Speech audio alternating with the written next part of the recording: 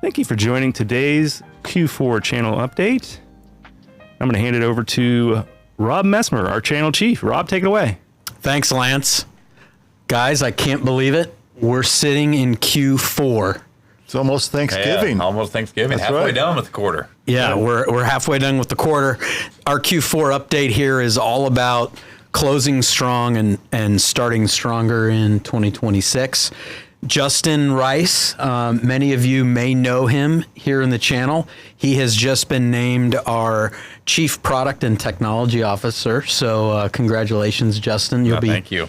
Kind of doing a lot with our channel, both here at the end of the year and into next year. So, Justin, for people who don't know, give them a quick little history. You've been with us a while, a number of different positions. Thanks, Matt, and thanks, Rob. I've been here for about 10 years, and I've been in and out of the channel kind of the whole time since we've gotten started with you guys. And, roles from, starting up our SD-WAN and NAS business, different product roles. I most recently was our interim chief revenue officer before taking on this role. So I've had the opportunity to be in all parts of our business, and really the through line is the channel's been there the whole time. That's what excites me personally, is that you've had this experience. You've also known how the channel works, how these opportunities come in. So we're excited to see you in that position. Yeah, thank you.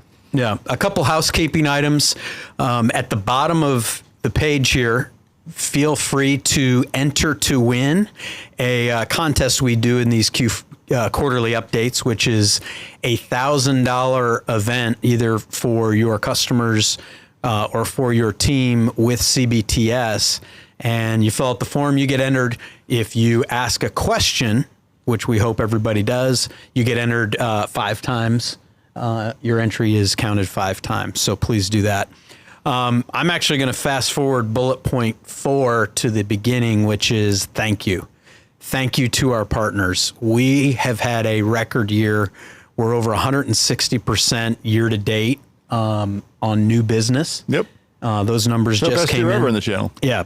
So but it's because of the recognition that our partners give us, and the partnership we have, that they feel comfortable bringing CBTS into their customers. And so we really thank you. We did want to talk about some top wins. We get that question all the time, is where should we be thinking about CBTS and where do we win together? And Matt, you're going to take us through some. Absolutely. Let's just talk about a couple of big wins that we've had. And I think highlight some of where we've been seeing more of our strategic opportunities, the bigger wins we've had in the channel. This first one is a company that is about 2,000 locations all across the United States and Canada, and they do drug testing, for employment opportunities in the government, et cetera. We got to them, and they first just needed some help on some Microsoft licensing. Because I don't know if you guys are aware out in the channel here, Microsoft has changed their EA, their enterprise agreement arrangement. It used to be you could take an enterprise agreement down to 2,500 employees, and now they've moved that up to 6,000. So out there in the channel, one of the things to look for is your customers are in that 2,500 to 6,000 employee range. They're going to have to make some moves and get away from their EA. Right. But we first came in on this opportunity, and we literally just brought in like $40,000 worth of Microsoft licensing. I'm like, okay, that's fine. It's a little bit of revenue for us, a little bit of revenue from the partner. We pay on Microsoft. But then they came in and said, well, let's do $80,000 of Azure consumption too. So suddenly we're now at $120,000 a month of kind of Microsoft consumption. But they needed help then kind of reworking their Azure applications. We're going to talk a little bit about some of our practice later on in a couple slides here. Well, this opportunity from just simply starting with some licensing ends up getting into managing like $60,000 worth of AWS workloads, managing like $40,000 worth of Azure workloads, literally $500,000 worth of PS work. Right, and which on the PS work now we pay 15 points. Right, so this ended up being something like by the time we put it all together, some $300,000 a month of managed services and over $500,000 of PS. And I think that's the thing in the channel where the partners out there, again, this big thank you already said, is that partners are starting to see where we can come in and help with these complex environments, maybe one tip of the spear. You always use the term tip of the spear, one tip of that spear to get in there and then expand from there. Yeah, when partners hear the words, cloud and AWS, cloud and Microsoft and Azure, they should be thinking, hey, I can bring CBTS in as the experts, not only for management consulting, but also for, the licensing. Yep, absolutely. Now, the second use case, You probably, if you've been on any of these quarterly updates, we continue to talk about in the channel, we're the people you should come to for Palo. If you've got a Palo question, your customer's got anything to do with Palo, come to us and we can help. And this one turned into 16 locations of the full Palo stack, the whole SASE stack, the edge, cloud security, some PS around deploying that, et cetera, and then even some managing some Meraki, some switches in there. So again, this idea that we're known in the channel for more complex environments, those bigger OEMs, when your customers are looking for solutions in the Cisco, the Microsofts, the Palos, the Fortinets, we can come in and deliver that. Yeah, and it's partners have told me specifically, it's rare that I can go to one provider to get all of these things to solve the need for the customers. The partner said I might have to cobble together a couple different providers, and then at the end of that journey, they're trying to get those agreements through the customer's legal, and they find quite a bit of value in doing that with us. That we can bring, like you said, the full Palo suite, Meraki, and bandwidth aggregation. And that's going to stay true to everything that we do. You look at our managed service business as a foundation. Our operating model. Our next opportunity we're going to talk about is exactly that. Kind of keep going. It's perfect setup. It's that foundation, which is we want to be able to plug in best of breed with that same foundation to serve our customer, regardless of what that technology is. Well, we didn't put the slide in here. We've done it in a couple other presentations, but our idea is that our managed services platform, our enterprise-grade global managed services platform, has got the tools that we can come in and deliver on brownfield environments all these technologies. This particular case is we came in on the VeloCloud side, right? They had another provider on the VeloCloud side. The technology was fine, but they needed somebody to come in and do a better job delivering the kind of business outcomes and reporting and experience they were looking for. So this has been, in particular, a really big win for us in the channel, in that our ability to take our managed services platform, that's almost a product. The platform itself is almost a product. How do we then build custom managed services for our customers, whatever they need? So, and what's nice is that is immediate revenue for, that's a great point, for all of us.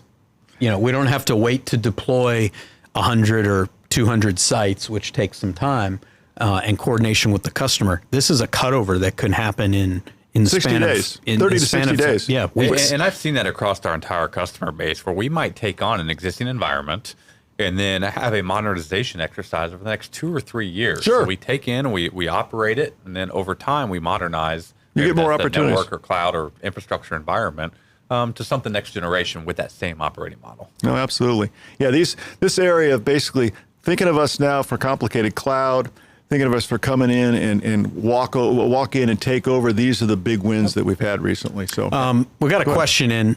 Oh, sure. So I'll read the question. Across the top channel wins this year, what did those partners do that partners can replicate going into 2026? I think that's probably directed, obviously, towards our niche at CBTS.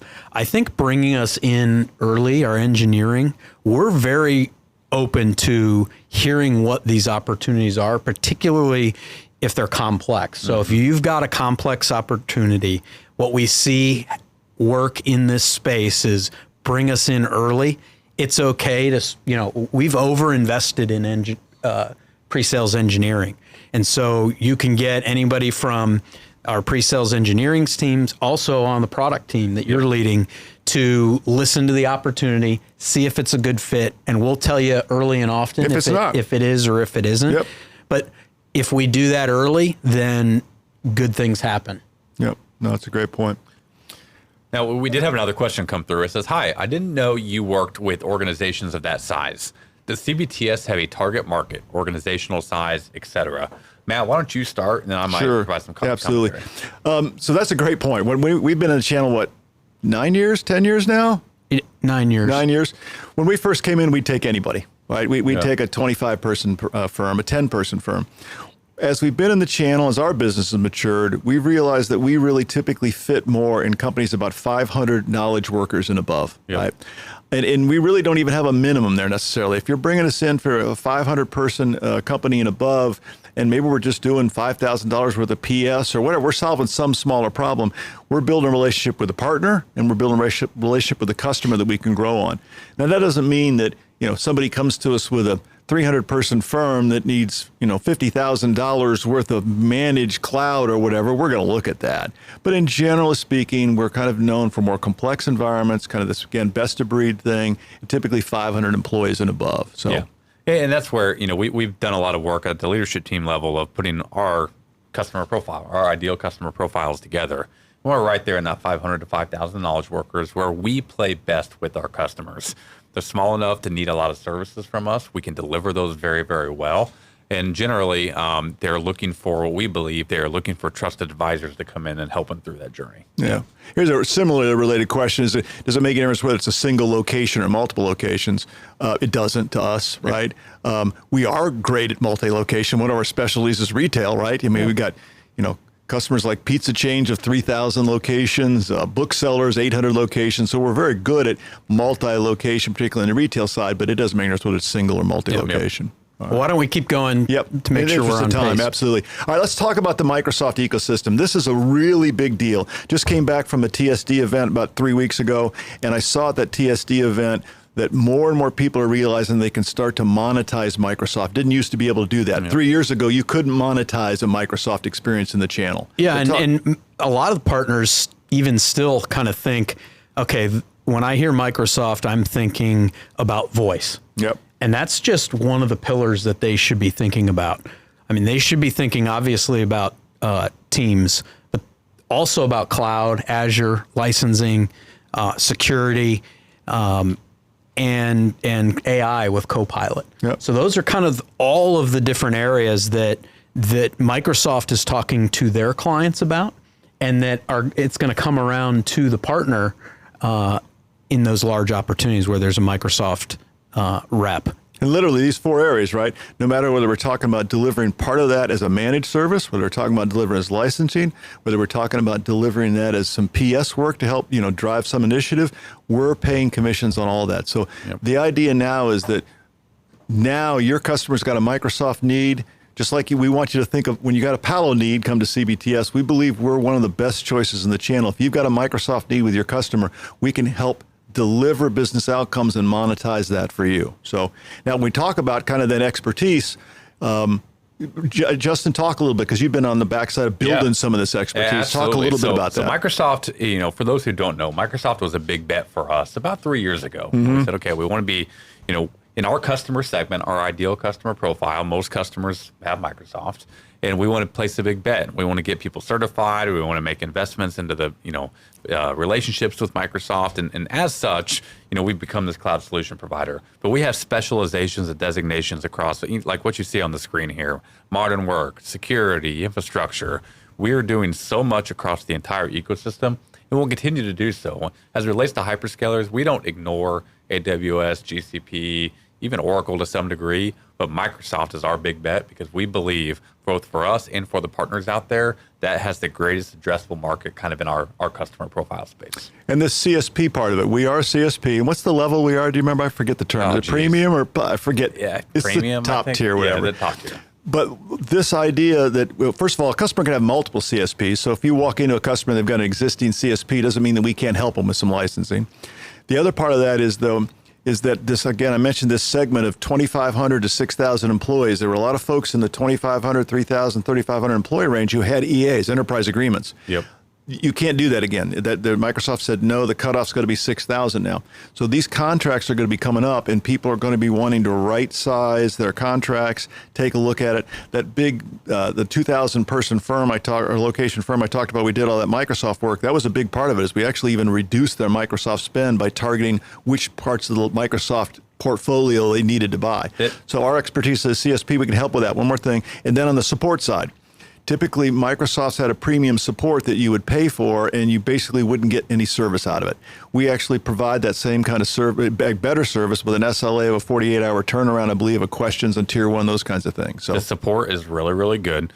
One thing that we have found is that if we can get in with the CSP, even if they have multiple CSPs, you get in with the CSP opportunity, your right to expand the pull-through opportunities that may not just be Microsoft, but the customer control, the customer visibility that you have is tremendous once you get your foot in the door.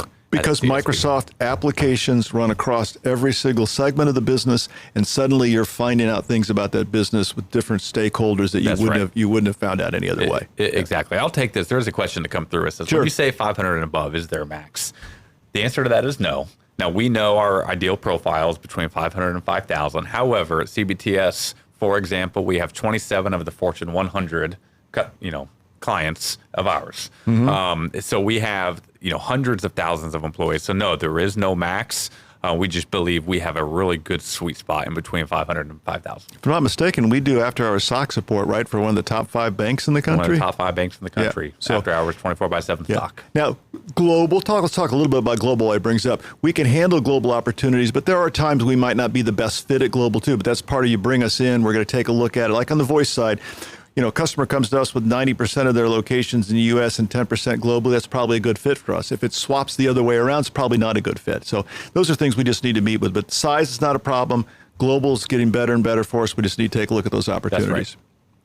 That's right. You did say here with a question about, it comes to ISP aggregation, Alta Fiber specifically doesn't typically have very good wholesale. What does CBTS typically get better wholesale pricing from them? Whoever asked that question, we probably need to take this offline. It's an easier way to deal with that. So if we could gather that.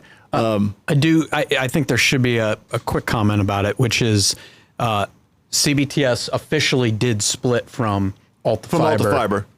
Yep. And so we are separate companies, two different completely. entities. Yep. You so should yes, go to we do have a Alta Fiber wholesale relationship with them, but we probably better off take that offline Yeah. to find out what their problem is. Maybe we can help them on that side too. Yep. So, all right, let's keep going here. This is a thing I wanted to bring up too. This goes to the Microsoft expertise. We're seeing more and more opportunities. I don't know, Justin, if you agree with this term or not, but kind of cloud 1.0 or Azure 1.0, people deployed all sorts of, excuse my French, crap. And they just put it up there, right? And now new technologies have come out around on the Microsoft side with things like landing zone, infrastructure as code, similar kind of terms and things on the AWS side.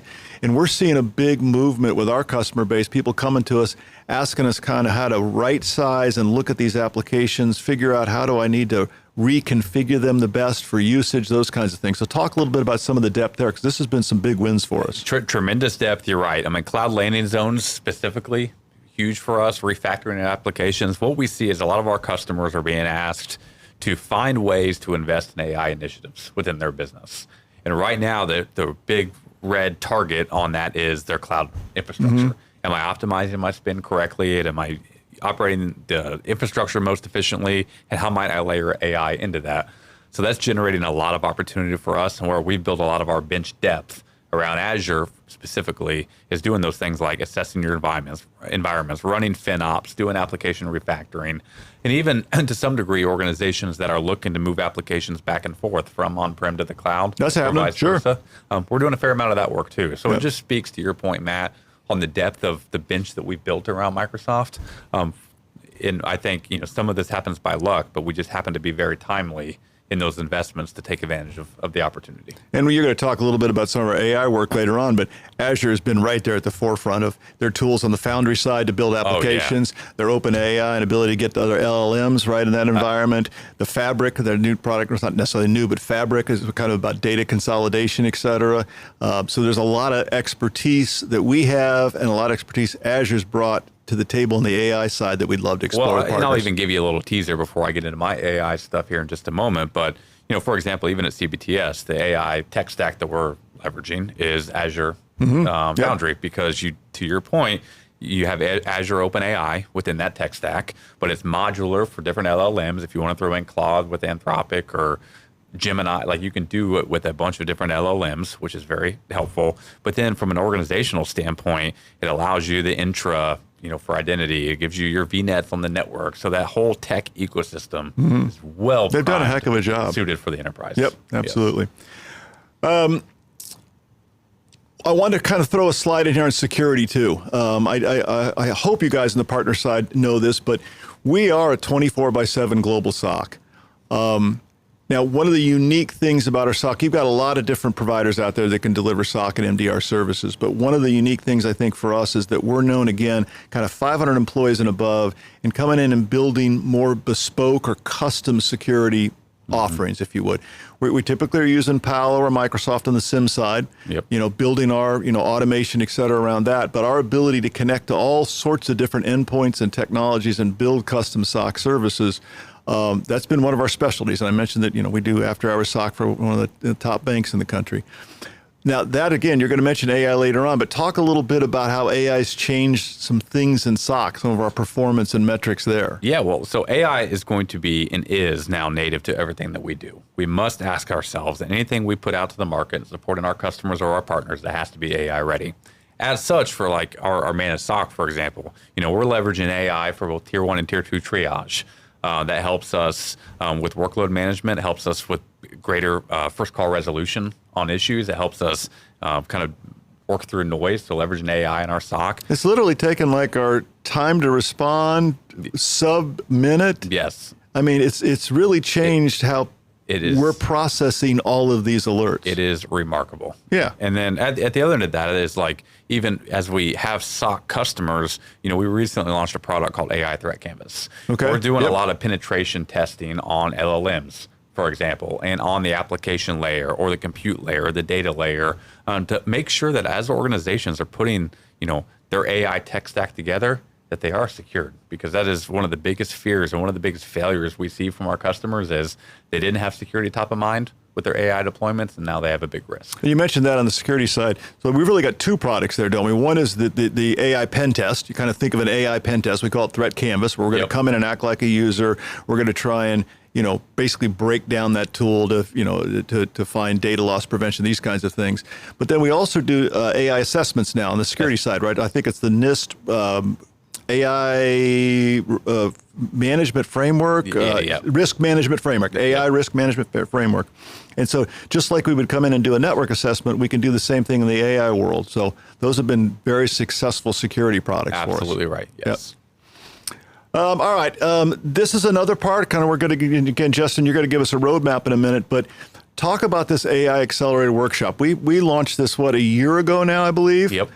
We launched it for free initially. This is actually a 2 4-hour session, and 1 8-hour day or 2 4-hour sessions, could be in person or virtual. We launched it for free. It's been very successful in 25. Mm-hmm. We're actually finding out that we're getting kind of somewhere in like the 3 to 5 additional opportunity ranges when we meet with customers and go through this.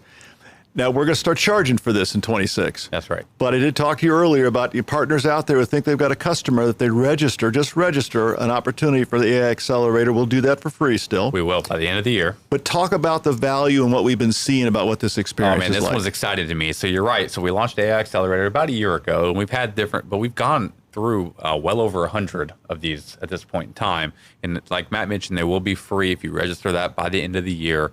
But this is a way to turn AI into real business value for our customers. One thing that we find a lot of with our customer is their data isn't ready. They don't know where to start with their use cases. They believe AI is an IT problem, not a business problem to solve. So we sit down with our customers, do a lot of workshops. As you see here in front is let's go through and develop your responsible AI frameworks. Let's build out your use cases. Let's determine what your highest impact scenarios, and then put together an action plan. And now to Matt's point, we're seeing on average, I think the true number is like 3.97 pull through opportunities that come through it, but 3 to 5 opportunities that may not just be AI. It may be an Azure opportunity. It may be a data readiness opportunity. We're seeing a lot of... Maybe a network assessment opportunity. Maybe a network assessment. We're seeing so much pull-through opportunity just because folks aren't ready for AI. And that's great for us. And I think, that's a through theme that we've heard from our partners is how do we monetize this? And this is a great starting point. Yeah, that's a great starting point, yes. We do have one other question. We've got about 5 minutes left, so I'll keep you moving along here, Justin. But do have a question here. Seeing all these brands, I suppose you'll customize a solution or tool stack for each customer. That's literally our claim to fame in the channel, right? Yep. You've got a lot of partners out there who can deliver a lot of solutions. They're typically kind of a one technology or toolkit solution, which are great. But our really claim to fame fame is we have this expertise around a number of best-of-breed technologies and be able to come in and almost be agnostic a little bit in building a custom solution. So this really fits to how we won our biggest deals. It does. And the thing I'm most excited about and jazzed about the channel is you all help us turn, we call these internally snowflakes, right? Like they're usually one-off custom solutions. That is how we've been very successful at that, but we want to take those snowflakes and turn them into ice cubes. There you go. I haven't heard that. All right. But take that where it can be. Can I put bourbon on that ice cube? Can we repeat that? Yep. You know what I mean? And I look at the channel to help us with that because you all, it's like a force multiplier. You all are out with your customers day in and day out, and you're a good, for me, like a pulse of the market. Yep. Well, really, I mentioned brownfield takeover opportunities. The channel really drove that. They basically came to us and said, hey, I got this customer. It's got 60 locations of already deployed gear. Can you deliver a better managed service experience? Well, yes, we can. Yep. Trying to choke to death on my own. All right, let's go ahead and we have one more question as a partner. Who would determine the pricing? We determine the pricing for that.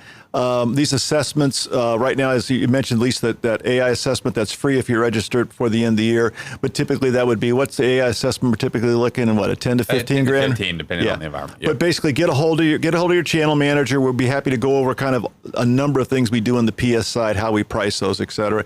And yes, we could bundle those as part of it. Can we bundle it? Can we bundle it into an opportunity where they do the assessment and that turns into managed services later on, and we refund that price? Of course we can. Those kinds of things are great opportunities. So. Yep.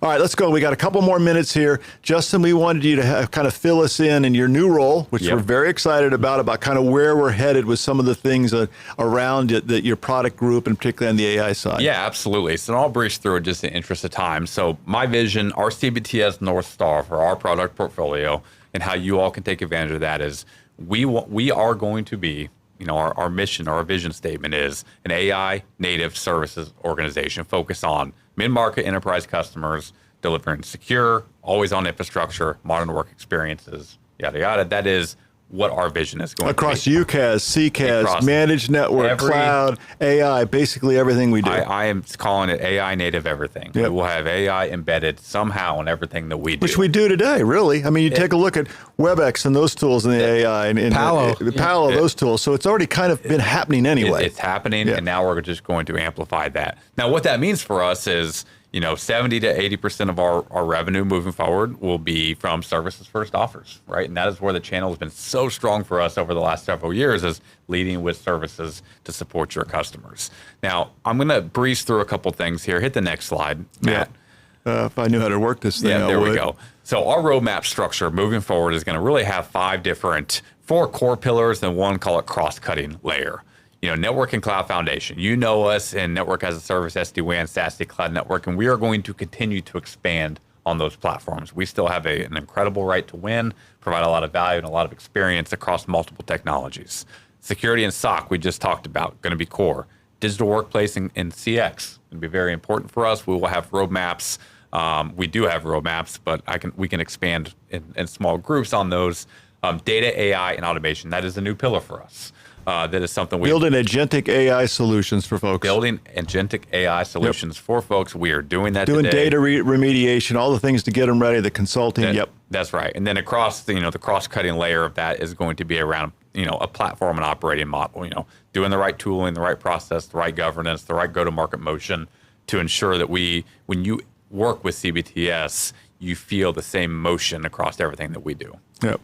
Now, our umbrella portfolio for what we're doing with AI is called CBTS Forge. And you're going to see in January a lot of press announcements around that. But I'm going to give you a little sneak peek today. So you've probably heard Matt and the channel team talk about our 5 pillars, right? We love the idea of 5 pillars so much. In fact, we stole that for our AI go-to-market. We have our own, call it 5 pillars of AI. And what that means is, call it left to right, is we're doing a lot of work with our customers on AI consulting. Doing a lot of work with data readiness. Mm-hmm. Is their data ready for an AI investment? We're doing a lot with Microsoft Fabric in this space. And then building out, generative AI development and deployment through agentic, work. A lot, it's something we're running into. We just did like a $10 million deal in this pillar, AI infrastructure, where our customers are looking to build on-prem AI infrastructure. For Large training language and models and inferencing. small language models are coming in-house. Coming in-house. Absolutely. And we are doing significant deals in that space. And then, AI and security. The partners are going to see here more and more about edge computing too, as this whole thing expands. So Yeah. So anybody who wants to talk about AI, get a hold of us. We'd love to go more in depth because we've got a little bit of time constraint here. Yeah. And then talk real quick and we'll hand it over to Rob. Real brief. What you should come to expect on CBTS is we have a program and how we engage with you and your customers and everything that we do. What you see on the screen here, and we'll spend some more time with you one-on-one with you if you like, is we want to be a full lifecycle motion with AI with our customers through advisory, readiness, deployment, secure scale. We have a methodology that we believe is differentiated in the marketplace. Cool. All right, our last thing is a big deal here. Yeah, this is very exciting. One of the things we wanted to bring forward is a hero moment. We know that making our partners heroes is what drives us. What we live for. It's what we live for.